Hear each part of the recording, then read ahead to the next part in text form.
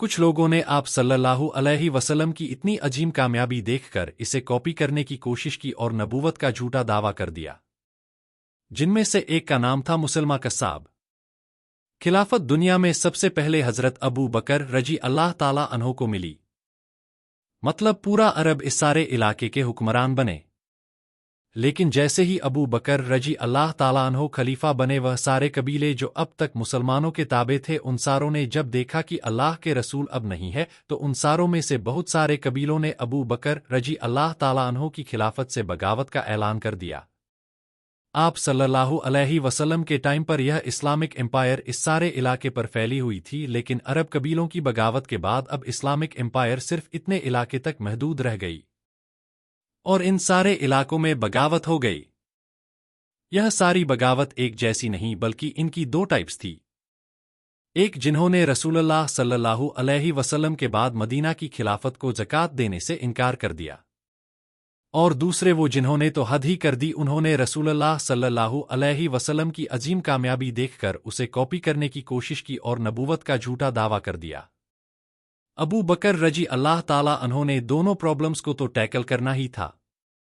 لیکن وفات سے پہلے رسول اللہ صلی اللہ علیہ وسلم نے ایک فوج رومن امپائر سے لڑنے کے لیے تیار کی تھی، جو آپ صلی اللہ علیہ وسلم کی بیماری کی وجہ سے رک گئی۔ ابو بکر رضی اللہ تعالیٰ عنہ کے خلیفہ بنتے ہی اس فوج کے کمانڈر اسامہ بن زید رضی اللہ تعالیٰ عنہ، جن کی عمر صرف 18 سال تھی،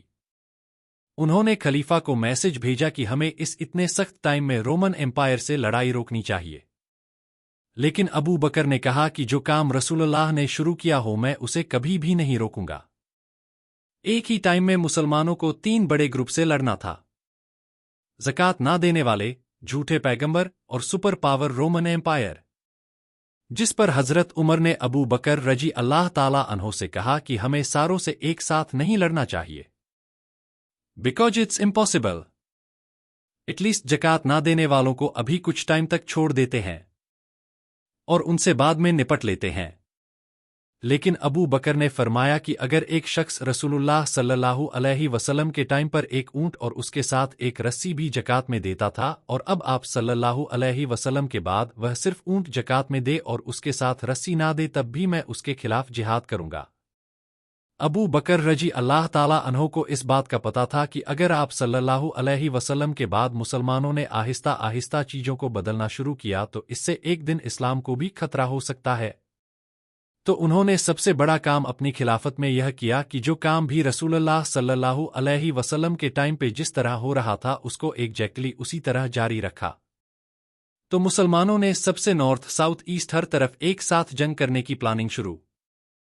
کی۔ سب سے پہلے اسامہ رضی اللہ تعالیٰ عنہ اپنی فوج کے ساتھ رومن امپائر کی طرف روانہ ہوئے۔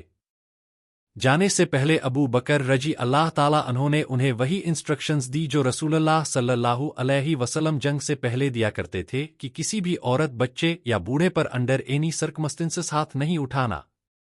اور درختوں کو بھی بغیر کسی وجہ کے نہیں کاٹنا، اور ایون جو دوسرے ریلیجن کے پرسٹ ہے انہیں بھی کچھ نہیں کہنا، مطلب صرف ان سے لڑنا ہے جو تم سے لڑے۔ یہ فوج رومن امپائر کے علاقوں میں داخل ہوئی اور بہت تیزی سے کامیاب ہونے لگی، اور بہت سارے علاقوں کو دوبارہ فتح کر لیا۔ لیکن جیسے ہی یہ فوج مدینہ سے روانہ ہوئی، عرب کے جھوٹے پیغمبروں میں سے ایک نے سوچا کہ یہ بیسٹ ٹائم ہے مدینہ پر حملہ کر کے اسے ختم کرنے کا، کیونکہ مدینہ سے بہت بہت سارے لوگ رومن امپائر سے لڑنے کے لیے گئے تھے، اور مدینہ کے اندر مدینہ کو ڈیفینڈ کرنے کے لیے بہت کم لوگ بچے ہیں۔ تو طلحہ اپنی فوج لے کر مدینہ کی طرف روانہ ہوا، لیکن ابو بکر نے بہت جلدی سے ایک نئی فوج بنائی اور انہیں اس جھوٹے نبی طلحہ سے لڑنے کے لیے بھیجا۔ اس فوج نے طلحہ کی فوج کو روک دیا اور وہ مدینہ پر حملہ نہیں کر سکے۔ طلحہ کی فوج اپنی جگہ چھوڑ کر پیچھے چلی گئی، لیکن پھر بھی انہوں نے ہار نہیں مانی، جس کے کچھ ہی دنوں بعد اسامہ کی فوج رومن امپائر سے لڑنے کے بعد واپس مدینہ پہنچ گئی۔ اب مدینہ بالکل سیکیور ہو چکا تھا، کیونکہ مسلمانوں کی ساری فوج مدینہ پہنچ چکی تھی۔ تو ابو بکر رضی اللہ تعالیٰ عنہ نے پورے عرب کو واپس اسلام کی طرف لانے کے لیے مسلمانوں کی فوج کو 11 حصوں میں ڈیوائیڈ کیا، کیونکہ مسلمانوں نے آپ آلموسٹ پورے عرب سے لڑنا تھا۔ सिवाय मक्का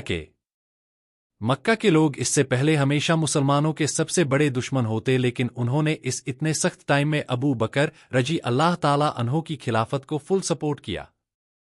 अबू बकर रजी अल्लाह ताला अन्हो ने मुसलमानों की फौज के 11 डिवीजन बनाए,